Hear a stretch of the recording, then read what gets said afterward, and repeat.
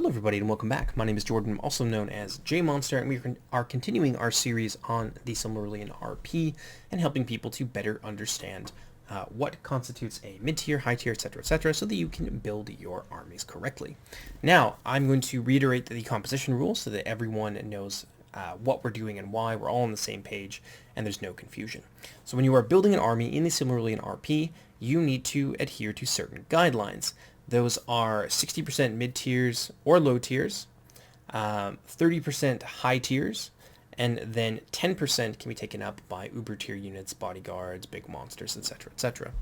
So let's quickly go through what is and is not mid-tier, high tier, etc., in the Doriath faction, and then we'll go ahead and we'll build a few armies so that you know kind of what to look for.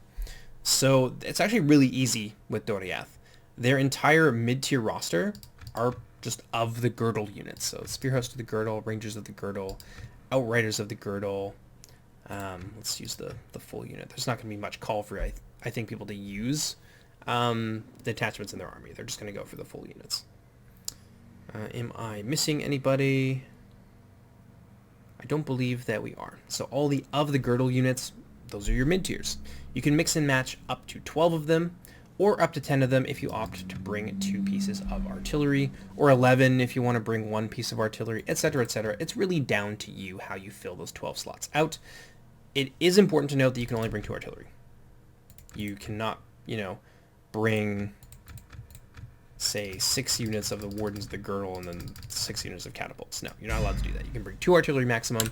Everything else has to be filled out with actual factual units. So let's build a quick Doriath, let's say sort of, what do I want to build it for? Let's say it's just like a general sort of field army, something that has a lot of versatility. So with that in mind, I could very easily bring, say, 4 Axemen of the Girdle. We can even use these as a front line.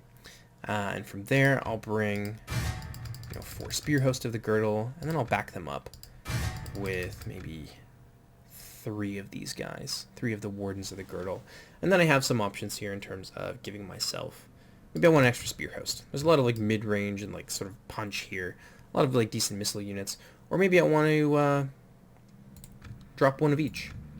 And I want to bring a couple of Rangers of the Girdle. Probably not. I think you're going to see Rangers of the Girdle more in garrison armies, but they're a different thing. We can cover that topic at a later date. But me, I like axes, so I'm going to bring 4 Spearhost of the Girdle, and I'm going to bring 5 Axemen of the Girdle, use them as a front line, and then back them up with some Wardens of the Girdle. And there you go. 12 mid-tiers. Perfect. Nice little field battle army. From there, I have 6 high-tier picks, so depending on what I'm going to be fighting, I can fill that in with Axe Guard or Sword Host. I can upgrade their armor. Maybe I want something a little bit more reliable as sort of a fallback unit. I could bring some Shield Bearers here, and they're nice for defending my wings and just sort of getting in the way. And then we have the Legendary Company. We've got the Tir en Lysdanen. They will take up, as all Legendary Companies do, a high tier slot, and you can only ever bring 1 in each army.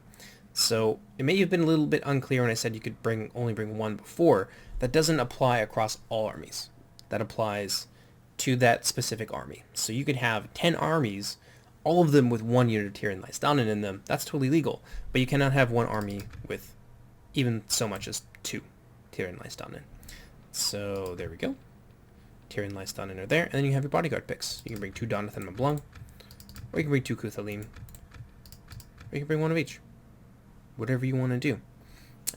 If you were going into a siege, maybe you don't want quite so many of these spearmen. Maybe you want some catapults, or maybe you want ballistas, or what have you.